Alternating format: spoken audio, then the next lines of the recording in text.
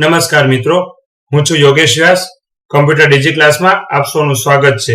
આજે lecture number 50 માં આપણે જોઈશું માઇક્રોસોફ્ટ ઓફિસ 2019 ની પ્રોડક્ટ વર્ડ 2019 ના લેક્ચર નંબર 2 માં ફોન્ટ સેટિંગ પાર્ટ 1.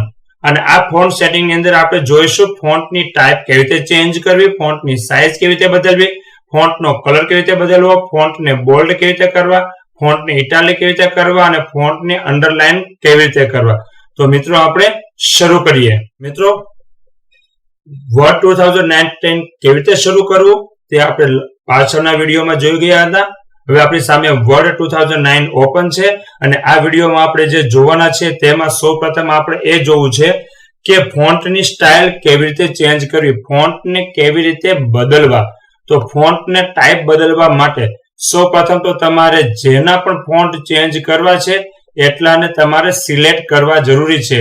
હું આ બે વર્ડના જ ફક્ત ફોન્ટ બદલવા માંગતો હોઉં તો મારે આ બંનેને સિલેક્ટ કર્યા પછી અહીંયા ફોન્ટ દેખાય છે હોમ મેનુમાં ફોન્ટ ટેબ.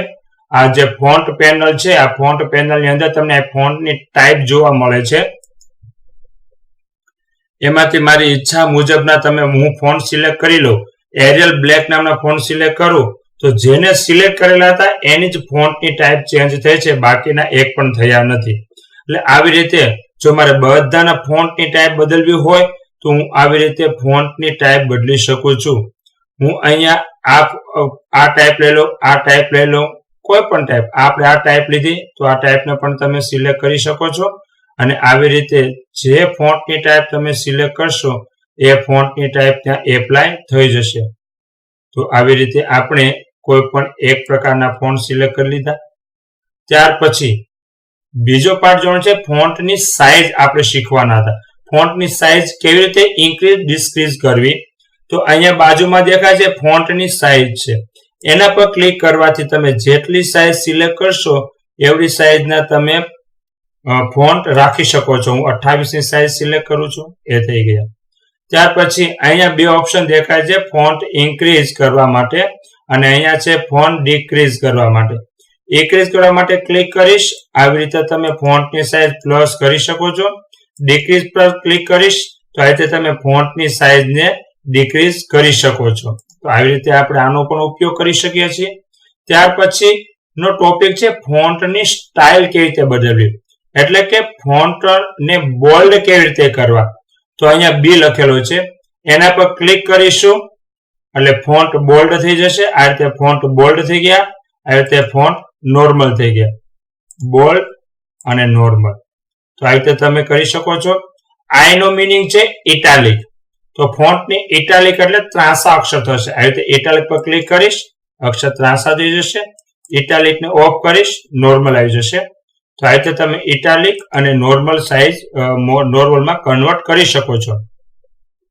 ત્યાર પછી યુ નો મિનિંગ છે અંડરલાઇન.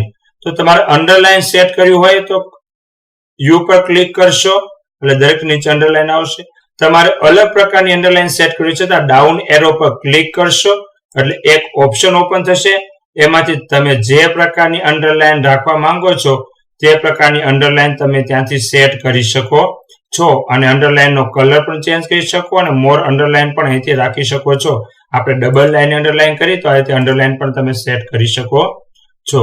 તો મિત્રો આ રીતે આ વિડીયોઝમાં આપણે ફોન્ટની સ્ટાઇલ આવી રીતે બદલવી, સાઇઝ બદલવી, બોલ્ડ, ઇટાલિક અને અંડરલાઇન કેવી રીતે કરવું એ આપણે જોયું છે.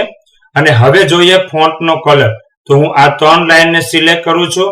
અહીંયા આ જે દેખાય છે તે ફોન્ટનો કલર છે, એના પર ક્લિક કરીશ એટલે આવી રીતે હું ઈચ્છા પડે તે કલર સિલેક્ટ કરીશ, એ કલર એપ્લાય થઈ જશે. આ રેડ કલર એપ્લાય થઈ ગયો. તો આવી રીતે ફોન્ટનો કલર તમે બદલી શકો છો. હવે અહીંયા જે દેખાય છે આ બધાની શોર્ટકટ કી પણ છે. તમે આટલી વસ્તુ સિલેક્ટ કરેલી છે અને તમારે ફોન્ટ ચેન્જ કરવા છે તો ફોન્ટનું ડાયલોગ બોક્સ અહીંથી પણ એક ઓપન થાય છે અને એની શોર્ટકટ કી કંટ્રોલ ડી છે. અને અહીંથી ફોન્ટ બદલવા હોય તો કંટ્રોલ શિફ્ટ એફ ક્લિક કરીશ એટલે ફોન્ટનું ડાયલોગ બોક્સ થશે.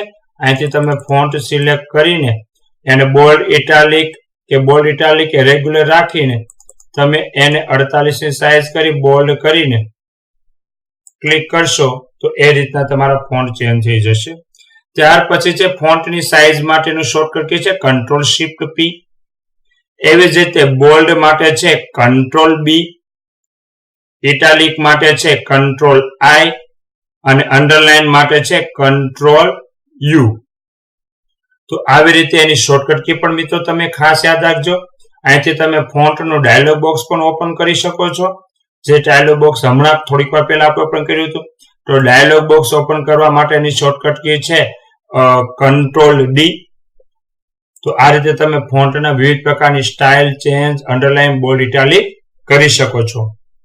મિત્રો, મારા વિડીયોને લાઈક જરૂરથી કરો અને મારી ચેનલ સબસ્ક્રાઇબ ના કરી હોય તો તેને સબસ્ક્રાઇબ પણ કરો અને આજે જ તમે એને બેલ આઇકન પણ પ્રેસ કરો, જેથી મારા દરેક વિડીયોનું નોટિફિકેશન તમે આસાનીથી મેળવી શકો. Thanks for watching. હું છું Yogesh Vyas from computer DigiClass. Good by.